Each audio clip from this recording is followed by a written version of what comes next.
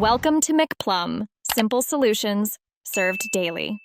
You begin by choosing the correct mesh count for your job and cutting it slightly oversized so you can tension without stress. This reduces distortion. Once cut, you attach the mesh to the frame edge with clamps or spline, working one side then the opposite to pre-stretch evenly.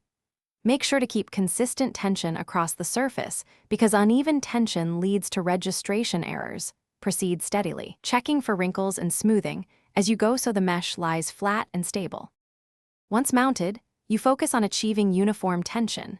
Use a tension meter if available or pull consistently while observing the mesh's response.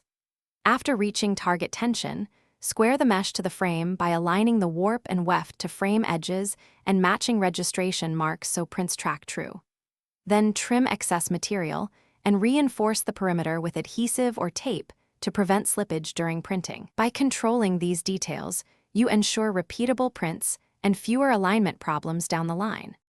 You finish by thoroughly inspecting the stretched mesh for pinholes and debris and cleaning the frame so nothing interferes with emulsion or ink. Next, you coat with emulsion if required and expose or prepare the screen, then run a test print on scrap to confirm registration and ink deposit. If you notice sagging or misregistration, retension the mesh or add perimeter adhesive. Small pinholes can be sealed with lacquer. These final checks prevent wasted substrate and ensure consistent production quality. Thanks for watching. Stay juicy and subscribe.